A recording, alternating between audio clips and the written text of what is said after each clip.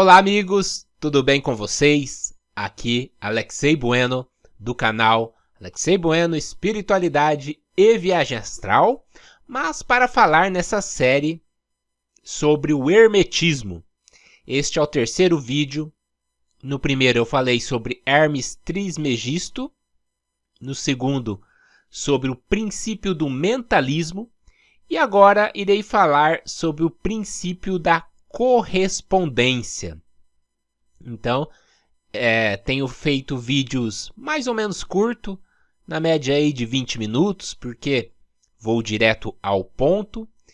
E para quem gosta de hermetismo, então eu vou falar sobre essa filosofia com base no meu ponto de vista, com base em algumas reflexões que eu tenho feito, tendo como bibliografia o livro O Kybalion, mas numa edição que é ampliada, comentada. Então, o princípio da correspondência. O que diz o Kybalion? Assim em cima como embaixo, assim embaixo como em cima. Né? Também poderíamos colocar assim como é acima, é abaixo. Nesta frase, nesse princípio, nesse axioma, nós temos a questão da correspondência. E esse acima, abaixo, naturalmente que é um simbolismo. E eu vou explicar sobre esse simbolismo. E essa frase, esse princípio, essa filosofia diz que não é que é idêntico, é similar, é uma correspondência. E esse acima, abaixo, não é exatamente uma questão de localidade, né? Eu poderia dizer assim como é o grande, é o pequeno. Mas como assim o grande é o pequeno? Bom, se a gente for colocar o bem pequeno mesmo, o átomo, sabemos que com o passar do tempo, com as experiências científicas, os cientistas foram propondo alguns modelos e hoje temos um modelo atômico que é muito semelhante, olha só, a um sistema solar, que é algo muito, muito grande. Temos aí então uma correspondência entre o muito pequeno numa estrutura atômica com o muito grande com uma estrutura de um sistema estelar, já que no núcleo do átomo nós temos os prótons, os nêutrons e em seu entorno os elétrons. Assim como no muito grande nós temos no sistema estelar o Sol, uma estrela no seu centro, e também ao entorno dessa estrela os planetas. Então, olha só como é interessante o funcionamento do universo. E essa questão de acima abaixo, nós poderíamos colocar num aspecto espiritual, no aspecto metafísico, sobre os planos da natureza. O que acontece? Os planos. No hermetismo, nós temos 3 planos. Eles simplificaram em 3 planos. Plano físico, que é esse plano aqui onde estamos todos atuando no corpo físico, no corpo biológico. Temos um plano mental, que aí os espíritas já consideram como um plano espiritual. E tem um plano no hermetismo, na terceira categoria, que eles denominam como plano espiritual, que é algo realmente muito mais sutil. E eu digo de sutil e denso aqui porque o que são esses planos? Esses planos basicamente são separados de forma didática para representar graus diferentes do estado de vibração da matéria entre eles. Então, o plano mental, o plano físico é muito mais sutil, cada vez mais sutil, do que o plano físico, que ele é bem denso, né? Nós temos aqui estados da matéria sólida, líquida e gasosa. Então, há uma correspondência entre esses planos, entre o plano físico e o plano espiritual, outros planos. E o que eu poderia colocar aqui fazendo um paralelo com o espiritismo? É claro que aqui neste livro não tem nada sobre o espiritismo, mas como eu tenho uma abordagem universalista, eu posso colocar então algo bem interessante para vocês que também gostam de espiritismo, obras de Chico Xavier, onde nós temos uma coleção psicografada pelo espírito de André Luiz, muito conhecido. Temos lá o filme O Nosso Lar, né, que fala sobre as colônias no plano espiritual, que são cidades muito semelhantes às cidades aqui do plano físico. Então, assim como é aqui abaixo, também temos no plano espiritual uma vida semelhante, né? Porque a pessoa não desencarna e já vai lá, fura o céu e já vai atuar lá no plano mental, sem forma, sem tempo, sem espaço.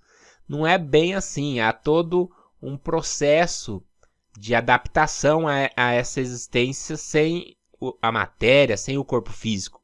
E nesse processo de adaptação, né, Wagner Borges fala muito sobre isso, a pessoa que desencarna passa por um período no qual ela vivencia as conhecidas colônias extrafísicas, cidades extrafísicas, onde há construções como casas, rua, até mesmo veículos. Então, assim como é aqui abaixo, é semelhante também do lado de lá, né? Então, muitas pessoas falam do plano espiritual como algo desconhecido. Não tem como a gente... É só aplicar esse princípio, né? E é claro que isso pode ser, de certa forma, verificado através, por exemplo, das experiências fora do corpo, mas eu achei bem bacana essa comparação, né? Essa correspondência entre o plano físico e o plano espiritual mais próximo, né? E assim é do plano astral para com o plano mental e outros mais. Então há sempre uma correspondência entre as coisas, né, que a gente observa, entre o muito pequeno, o muito grande.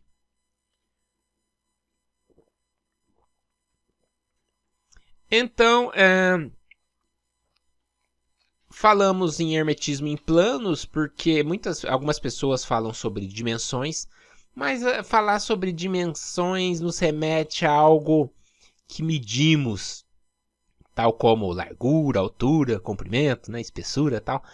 É algo que mensuramos. Então, a questão de plano, assim como a teosofia coloca plano físico, plano astral, plano mental, plano causal e coisa e tal, toda essa separação didática é o plano da questão muito mais de uma escala vibratória, né? E vamos falar sobre vibração em um outro princípio hermético. Então percebam que esses princípios eles não estão fechados em caixinhas, né? Eles se interrelacionam. A gente separa em 7 princípios para poder ficar mais didático, mais prático de assimilarmos esses conceitos que muitas das vezes são tão abstratos. Então, desde as manifestações mais elevadas até as mais baixas, existe essa correspondência, né? Então é uma questão de uma lei realmente, né, divina, uma lei do todo, essa questão desse princípio, né? Então aqui no livro, lendo um trechinho aqui, diz que este princípio contém a verdade de que sempre há uma correspondência entre as leis e os fenômenos dos diversos planos do ser e da vida. Ou seja, não apenas nos planos existenciais, como os planos internos da nossa própria psique, nós poderemos encontrar essas correspondências, né? Então é um axioma hermético E a compreensão desse princípio, desse axioma, diz aqui no livro Kybalion, que dá ao homem os meios de resolver muitos paradoxos obscuros e segredos ocultos da natureza. Como assim, né? Então, esse princípio acaba sendo de uma técnica, de uma espécie de metodologia para a gente fazer uma própria pesquisa oculta, pesquisa espiritual, uma pesquisa metafísica, né? Porque há um movimento do conhecido para o desconhecido, porque sabendo das coisas aqui da nossa vivência, né? Cá embaixo, vamos colocar dessa forma, a gente pode chegar nas coisas metafísicas, espirituais, que metaforicamente é acima. Então, assim como é abaixo, é acima. Então, acaba sendo uma metodologia de pesquisa bem interessante, esse tipo de pesquisa, de princípio, assim em cima como embaixo, assim embaixo como em cima. Então ele permite aos homens vislumbrar o que para ele ainda é desconhecido. Ou seja, é um movimento que a gente parte do que a gente conhece para o que a gente não conhece, utilizando então deste princípio da correspondência. Então a gente consegue aprender coisas que normalmente não estariam ao nosso acesso de maneira tão fácil, tão direta, tão, vamos dizer assim, empírica, né? Então, utilizando da intuição, os antigos hermetistas conseguiam buscar alguns conceitos que estavam além da compreensão num primeiro momento. Então, inclusive, eles consideravam este um dos princípios mais importantes, né, um dos instrumentos mais importantes, por meio do qual o homem conseguia observar, conseguia sondar aquilo que estava além da sua vista, né, além da sua percepção. E isso permitia, então, obter relances, obter intuições de questões assim altamente filosóficas, né? Então,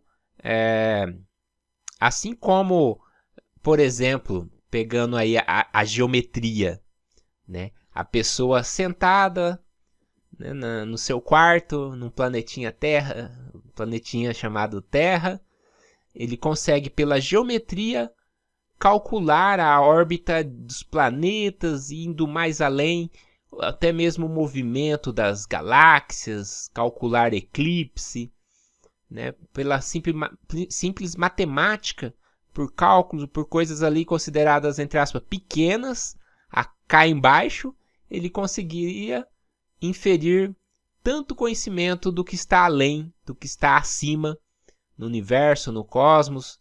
Então, temos aí a correspondência do muito simples, vamos colocar assim, dos cálculos matemáticos, para algo muito além, muito complexo, que é o próprio movimento da galáxia, e com base nisso foi possível calcular, inclusive, a idade do universo, calcular coisas relacionadas ao Big Bang, e tantas coisas cosmológicas que seriam, assim, totalmente inacessíveis, né, para a mente humana, caso não existisse essa correspondência, no caso da matemática para com o universo.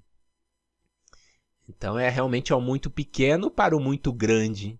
E o que faz a liga nessa correspondência, nesse exemplo, é a matemática.